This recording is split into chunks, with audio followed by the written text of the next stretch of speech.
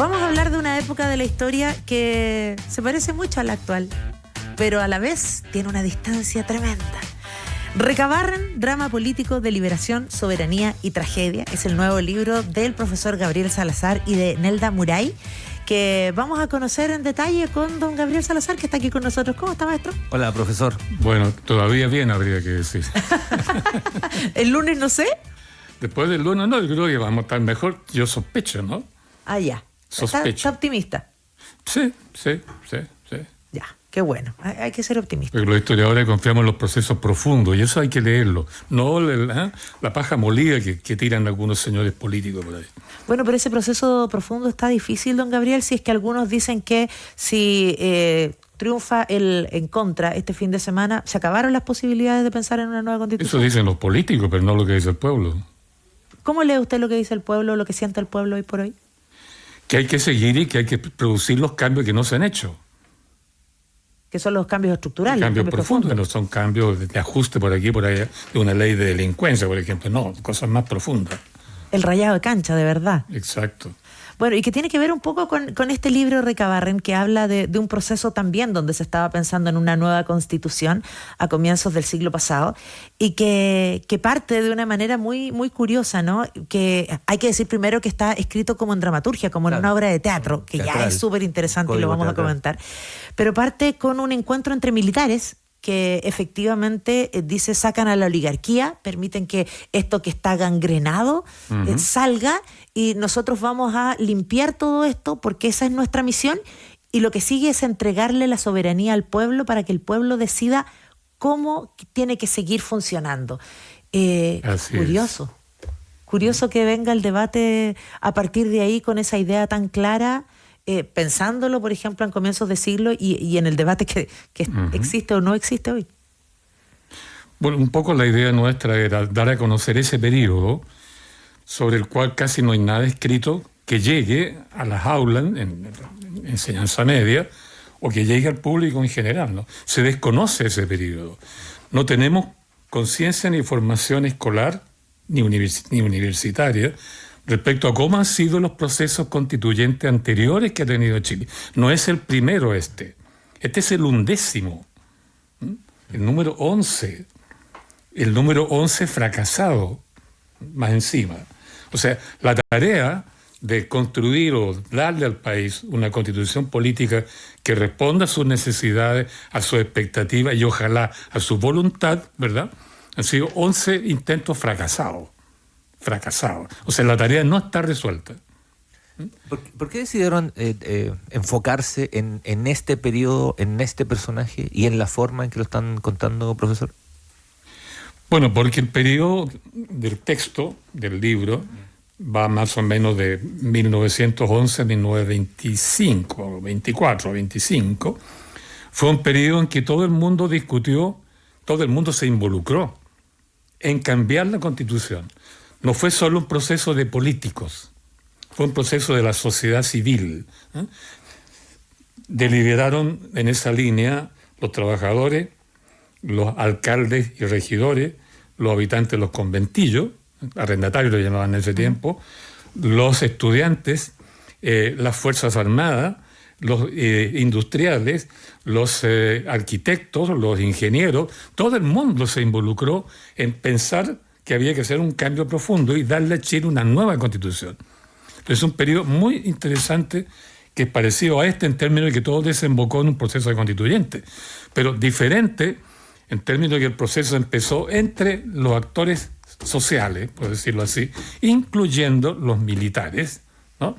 Y desembocó en una coyuntura que todos debiéramos conocer porque es como el silabario del proceso constituyente, lo tenemos allí. Por eso el libro intenta reproducir esa época, hacemos hablar a los militares, hacemos hablar a los trabajadores, a Recabarren, a las mujeres, etcétera, en relación a ese proceso. Cosa que nos reconozcamos nosotros, porque este periodo ha sido dominado por los políticos. Ellos creen incluso que es tarea de ellos, exclusiva de ellos, como que monopolizan el proceso constituyente y usurpan, al hacer eso, la soberanía popular. ¿Había un sentido mayor de representación? De tener la idea de autorrepresentación. Sí. de autorrepresentación.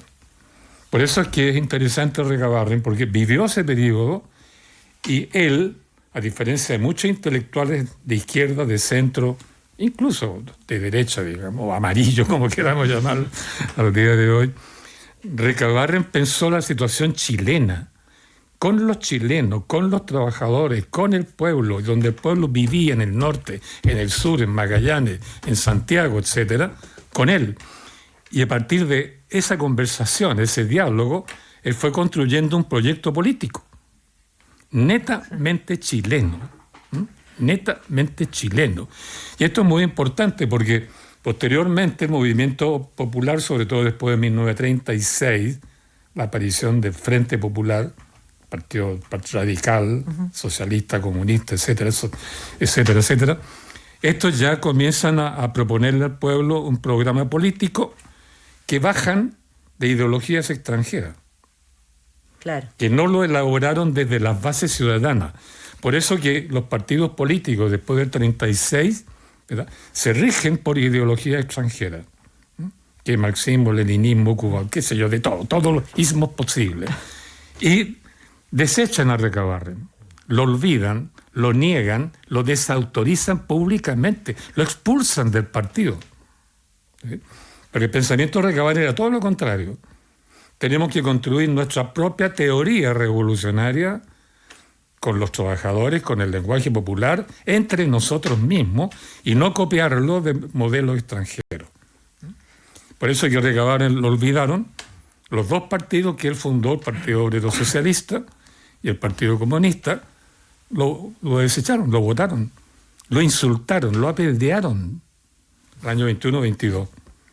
Por eso que Recabarren, su pensamiento quedó olvidado, sepultado, y la izquierda chilena que aparece después del 25, porque para hablar de izquierda, la izquierda solo existe dentro del Parlamento.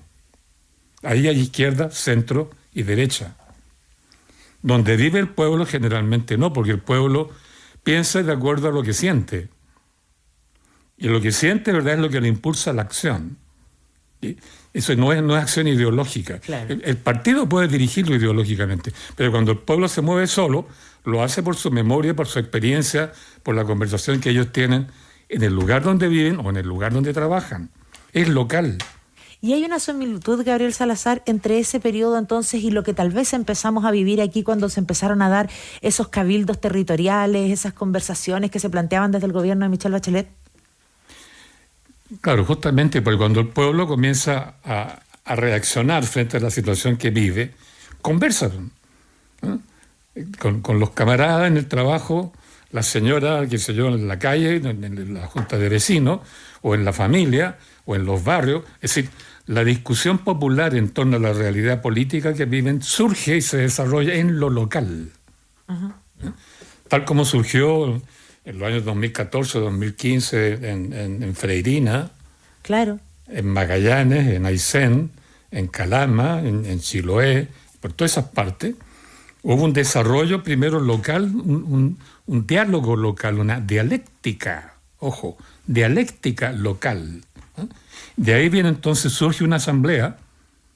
Siempre la dialéctica local conduce a una asamblea local, sí, y la asamblea local actúa. Recordemos que en Punta Arenas la asamblea local mandó cambiar a los gobernantes, los intendentes, los alcaldes, y gobernó como una semana sola. Cuando terminó su tarea, o sea, que se mantuviera el control del gas por parte de ENAP y no de Gasco, siempre la cosa estatal pública. Entonces le dijo al alcalde de Huelva, recupere su cargo, autogobernó. En Freirina fue lo mismo, Entonces, por eso que cuando el pueblo dialoga consigo, pues deliberación es muy importante. La deliberación, si empieza dentro del pueblo, esa es local. Y si es local, conduce a una asamblea local.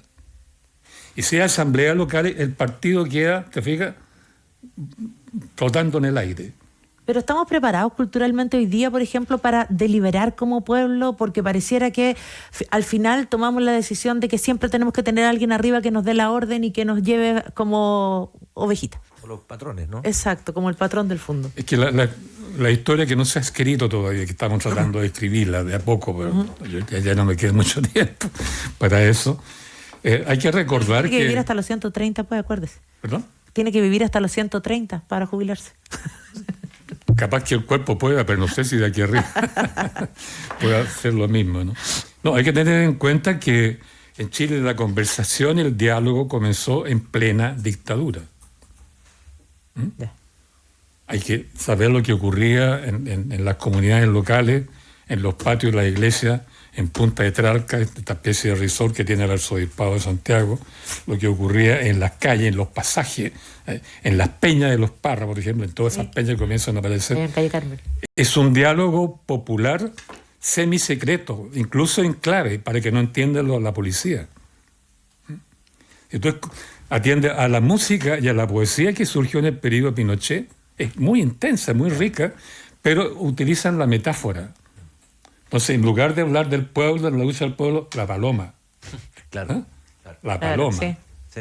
Profesor, Entonces, estaba pensando la tragedia misma de Recabarren, ¿no? El final trágico de Recabarren termina siendo además una metáfora de los tiempos, ¿no? Del momento. O sea, él termina, ¿no? digamos, con su vida el 24 y mucho de lo que hizo comienza a mirarse de otro modo a partir de su muerte, ¿no?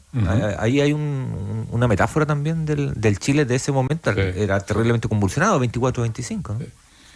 Bueno, históricamente, voy a responder eso. Sí. Históricamente, como estábamos diciendo, la deliberación ciudadana, la deliberación concreta sobre los problemas que afectan a la sociedad, siempre surge en el pueblo, porque es el afectado, a él le duele, no a los grandes ideólogos, a él le duele. Y ese diálogo generalmente va generando, asamblea local, movimiento local. Poder local, soberanía local. La soberanía siempre es real en lo local, no en lo nacional que es abstracto. Por eso que es bien importante. Estaba diciendo que en el periodo de la dictadura surge la deliberación calladito, pero se expresó mucho culturalmente en música, en poesía, claro, en el arte, con metáfora. Porque había que, si tú hablabas directamente te llevaban preso. Entonces, con metáfora, nosotros lo practicamos en Tres Álamos, ¿no? Organizábamos obras de teatro y hablábamos de política, pero cambiando todo, las palabras, y los carabineros que nos vigilaban no entendían nada, pero nosotros sí. Eso hay que tener en cuenta. La metáfora en el pueblo es muy importante, porque evita la persecución.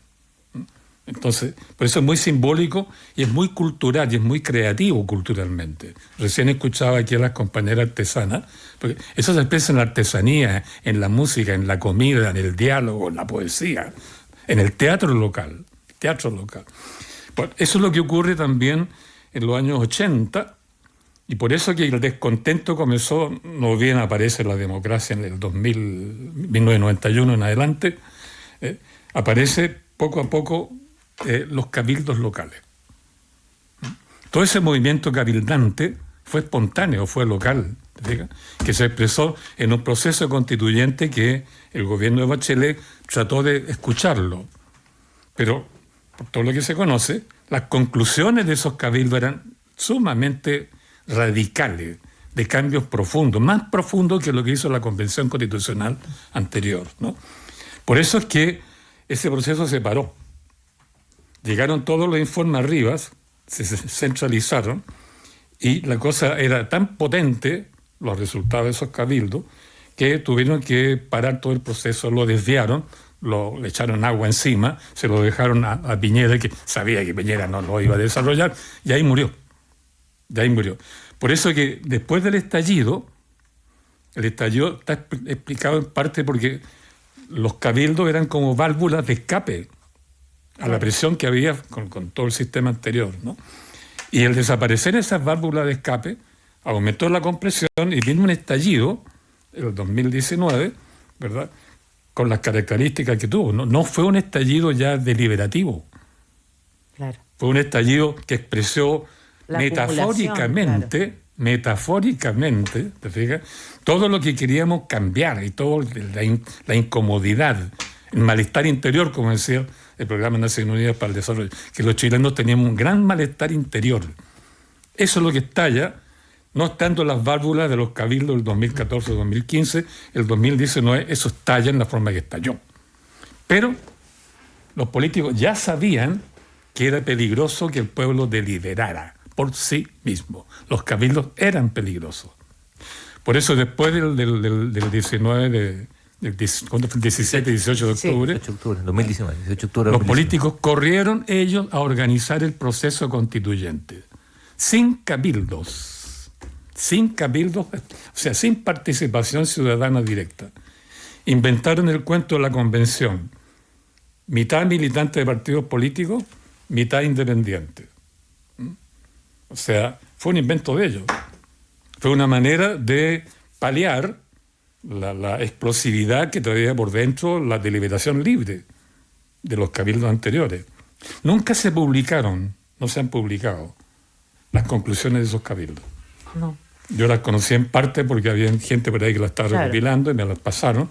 Y evidentemente los cambios eran a fondo. Pero además hubo muchos sectores que se dedicaron a ningunear a todos los que eran representantes del pueblo. Precisamente a ellos, claro. Claro, el problema es que, como dijera, los cabildos eran espontáneos, surgieron como callampa. No tenían organización nacional, ni sistematización. Entonces, claro, era como un proceso vivo, pero anárquico, ¿no? O asistémico, podríamos decir. Y claro, eso le quitó valor y los políticos quisieron ponerle sistema, son hábiles en meter la ley por todas partes, ¿no? Y organizando una cuestión que creían que ellos iban a controlar. Pero no la controlaron porque el número de independientes resultó ser más hábil y más potente dentro de la convención de lo que ellos esperaban. O sea, de hecho, en algún momento se instaló que lo que estaba mayoritariamente de acuerdo todo el mundo era con lo que propuso con la comisión de expertos. Sí. Yo creo que, lo más importante que se aprobó dentro de la convención, que es lo que provocó, a mi modo de ver, realmente el pánico de la derecha y el pánico de los políticos, es que esta convención aprobó 3 cuestiones que de por sí eran revolucionarias absolutamente, pero que ni ellos mismos la difundieron, y tampoco los afectados por esos cambios la denunciaron. No les convenía hacerle propaganda, ni de pro ni en contra.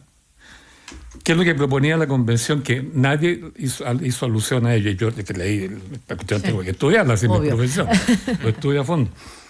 3 cuestiones. 1, organizaban, fíjate bien, asambleas comunales electas por el pueblo, cuyos acuerdos de estas asambleas locales eran vinculantes, es decir, eran soberanos.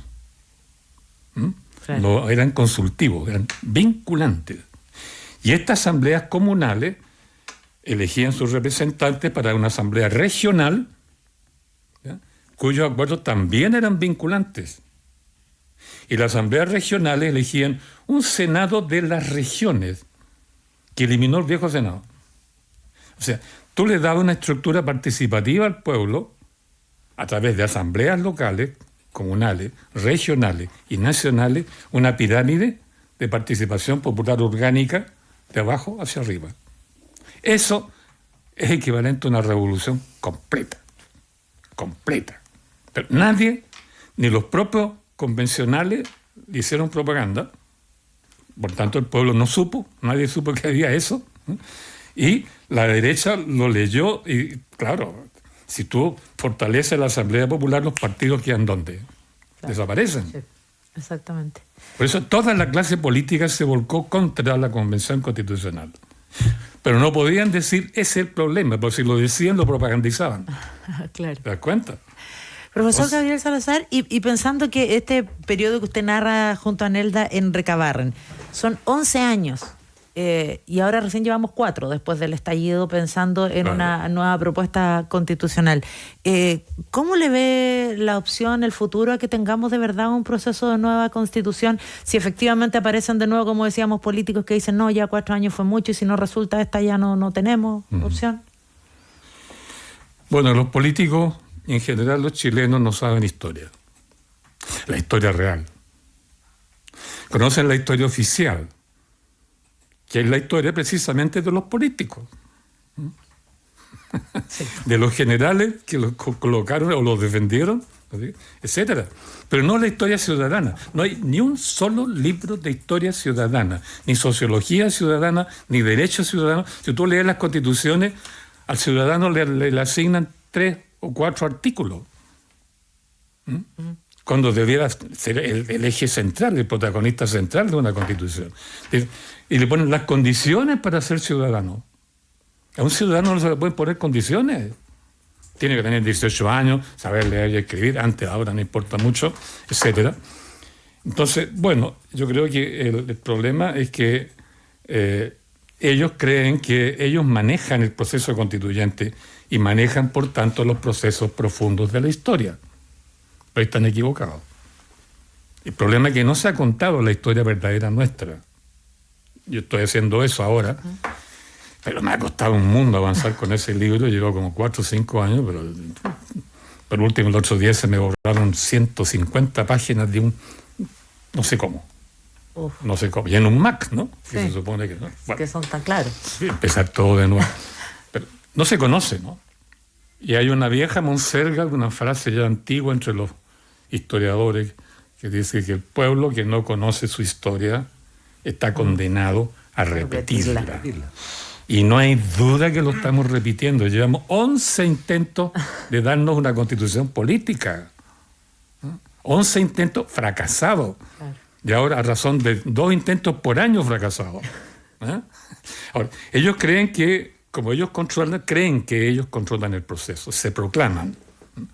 Lo dijeron casi todos los políticos al comenzar esta última propuesta, que el poder constituyente, dijeron todos, yo tengo los recortes de diario, ¿no? Es del Parlamento. El poder constituyente es del Parlamento. O sea, se lo sacan a la ciudadanía como si nada. Se lo roban, ¿no? Sí. Son una usurpación, es un robo, pero flagrante. Entonces, ellos, claro, dicen, si esto fracasa, no habrá más. Pero están equivocados, los procesos de la historia siguen. Lo que nosotros estudiamos son justamente los procesos profundos de la historia, que pasan por dentro de nosotros, no los procesos del Estado, que solo deja huella en las leyes que se aprueban y quedan en el Archivo Nacional, ¿no es cierto? En los periódicos, los periodistas están siempre alrededor del Estado y los políticos. Y una gran cosa, y los felicito por la entrevista que estaban haciendo recién a un grupo de artesanas locales. Eso es lo que importa. También la noticia profunda de los procesos profundos está cerca donde está el pueblo trabajando, conversando, dialogando, cantando, bailando, robando. También. Todo es drogándose, etcétera. Entonces, el problema es que ellos creen que controlando la ley controlan la historia. Es un gigantesco error. La historia es nuestra. Lo dijo Allende. La historia es nuestra. Y la hacen los pueblos. La hacen los pueblos y vendrán por las grandes alamedas los hombres. Nosotros estamos en la Gran Alameda ahora. El pueblo entero está en la Gran Alameda. Con una gran ventaja con respecto al siglo XX y el XIX. Llevamos desde el año 14 inventando cabildos, procesos constituyentes, estallidos sociales, y seguimos con la idea fija en la cabeza. Y en todo este periodo no nos han masacrado.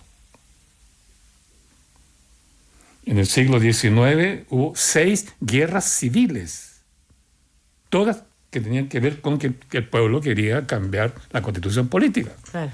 Las 6 guerras civiles. En el siglo XX van como 20 masacres de movimientos sociales, de trabajadores, todo. La represión siempre ha sido contra el pueblo. Y es primera vez que estamos en un proceso constituyente avanzando, todo lo que hemos avanzado, porque hemos avanzado, no hay duda, porque por 1991 no teníamos idea de cambiar la constitución. Sí. Pero ahora estamos embarcados en el medio. ¿Te fijas?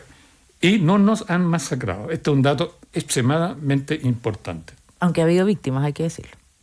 Sí, la policía y algunos de los militares, pero no masacrado por acción directa, orden del ejército, claro. del gobierno, del ejército, y ametralla. No, es primera vez. Y este es un dato extremadamente importante. porque nos permite entonces seguir nosotros en la brecha, como se dice.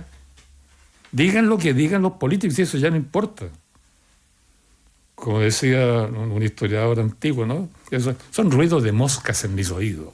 ¿Y será que el ejército está cambiando la mirada, tal vez, Gabriel Salazar? Porque me quedaba con una parte del discurso de Marmaduke Grof aquí en el libro, citando al capitán Carlos Millán, donde dice: debemos estrechar al máximo nuestros lazos con la clase obrera y el pueblo en general, sobre todo porque tenemos que borrar o al menos neutralizar el concepto negativo que ellos tienen de nosotros.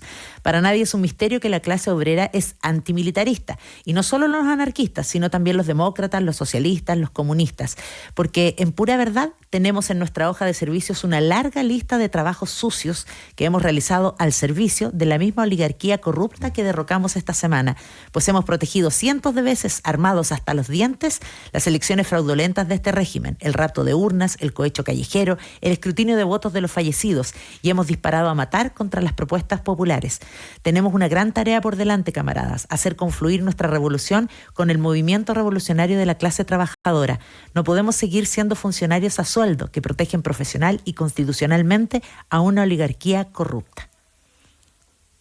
Estamos hablando de... Eso lo dijeron todo en asamblea. Exacto. Porque estaban deliberando en asamblea, te fijas, violando la Constitución del 33, que les prohibía deliberar, y acordaron eso y lo publicaron. Yo eso lo copié de los libros de ellos.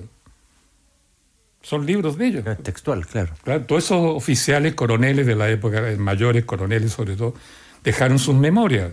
No son pocas, ¿no? Y documentos que quedaron en los diarios, qué sé yo, por todas partes. Yo hice mi investigación, publiqué un libro tiempo atrás al respecto, y sobre esos documentos hice hablar ahí a esos oficiales, ¿no? Y estaban deliberando. Es imposible que hoy día no estén deliberando. Es imposible. Porque los problemas los obligan, ¿no es cierto? El presidente Piñera 3 veces los invitó a salir a la calle, a establecer el orden y a masacrar. Porque estábamos en guerra. Las 3 veces, claro. Él dijo: estamos en guerra con un enemigo poderoso, dijo. El enemigo poderoso somos nosotros, ¿no? Y el general a cargo, que ahora es general en jefe, casualmente, yo no estoy en guerra. No estoy en guerra con nadie, claro. Si uno lo mira históricamente, esa frase del general, ¿cómo se volvió, no? Iturriaga, creo que sí. Es el general en jefe le da una bofetada en la cara al generalísimo, o sea, al presidente de la República, a quien le debe obediencia ciega y automática. Si le respondió eso, es la mayor insolencia que un general ha dirigido a su generalísimo públicamente. ¿Por qué? Eso hay que pensarlo. No nos hagamos falsa esperanza respecto al ejército, pero de que están deliberando, porque es imposible que no piensen respecto a lo que pasó con Pinochet y lo que está pasando ahora. Claro. Les duele punta P, ¿cómo se llama? Sí. Eso les duele mucho, porque hay 300, 400, no sé cuántos oficiales acusados de crímenes contra los derechos humanos. De lesa humanidad, claro. Y en segundo lugar, ¿por qué diablo están casi todos ellos ahora haciendo estudios de posgrado en universidades chilenas y extranjeras, en Cambridge, en Oxford, qué sé yo, son magíster y doctorado en ciencias sociales? Yo mismo hice clases en la Universidad de Santiago, que tenía un doctorado, a coroneles y que estaban estudiando esto. ¿Por qué están estudiando posgrado, estudios superiores, de nivel superior en ciencias sociales, que indudablemente sobre Chile, no es teoría pura? ¿Por qué? ¿O para qué estudian si después no pueden pensar? Es ridículo. Claro. Yo creo que sí están deliberando. No pueden hacerlo públicamente en asamblea como lo hicieron el 24, en el club militar, que están tomando cerveza arriba de las mesas y haciendo discursos revolucionarios. No, pero no son tontos, son racionales, son seres humanos, tienen doctorado, tienen magísteres. ¿Cómo no van a pensar, no? El problema es que dentro del ejército quedan todavía grupos pinochetistas. Y ese es un problema interno. Bueno, en el país hay grupos pinochetistas. Lo que a nosotros nos interesa no nos han masacrado, por tanto podemos seguir por la gran Alameda como hombres y mujeres libres, como dijo Allende, pero esta vez pensando por nosotros cómo hacerlo. Y ahí está el problema. Yo creo que los políticos dijeron no más proceso constituyente. A nosotros nos da lo mismo, son ruidos de mosca, ¿no? Digan lo que digan. Nosotros decidimos si continúa o no continúa. Y hasta donde yo conozco las comunidades locales, y las conozco mucho más que hace 2 años atrás, lo que ellas dijeron acá, yo lo constato totalmente, las artesanas que estuvieron antes, y lo amplío porque hay otros grupos que también están haciendo lo mismo. No hay duda que esto va a continuar por cuenta nuestra y por vía insospechada para los políticos, pero que los convencionales del proyecto anterior sí lo dejaron escrito en su proyecto constitucional. Vamos caminito a construir asambleas locales. Y las asambleas locales, una vez que se constituyen, van a hacer una reforma educacional. Porque el ministerio no va a hacer nada con la educación, no sabe qué hacer. Nunca van a saber qué hacer, porque lo único que saben hacer es importar modelos extranjeros. Exacto. Así como los políticos importan ideología de centro, de derecha e izquierda, todo el modelo neoliberal es una importación. Sí. Lo mismo, los ministerios de educación importan modelos educativos extranjeros. Ahora estamos con la onda Finlandia. Sí. Bueno, vamos a ver cómo siguen estos procesos en los que vamos a participar todos, no solo los verdaderos chilenos, como dijeron por ahí. Los falsos también, vamos a estar. Los verdaderos chilenos. ¿Qué son los verdaderos chilenos? ¿Qué son los verdaderos chilenos? ¿Quiénes son? Los verdaderos chilenos son los mestizos. Y los mestizos somos la mayoría, el 60% de nosotros. Más que los que se creen verdaderos chilenos. Sí. Exactamente. Eso está comprobado con estudios serios. Gabriel Salazar, muchísimas gracias por su tiempo en el Ciudadano ADN. Recabarren, drama político de liberación, soberanía y tragedia, donde hay tantas similitudes y tantas diferencias con nuestro día a día. Está disponible en las librerías para que lo busquen, lo lean y de verdad sirve muchísimo para la reflexión. Y como está, insisto, escrito como en una obra de teatro, uno se va imaginando los personajes, además es maravilloso y se lee súper rápido. Así que muchísimas gracias una vez más, profesor, por las reflexiones y por el aprendizaje. Gracias por la invitación, la conversación, reconocimiento al libro, y yo diría finalmente que ese libro es como un silabario para ir aprendiendo soberanía, ¿verdad? De boca de quien realmente es el único intelectual orgánico que hemos tenido en este país, ¿verdad? Y nuestra tarea se va a iluminar muchísimo si leemos en profundidad lo que se señaló Recabarren. Muchas gracias, Gabriel. Gracias, profesor.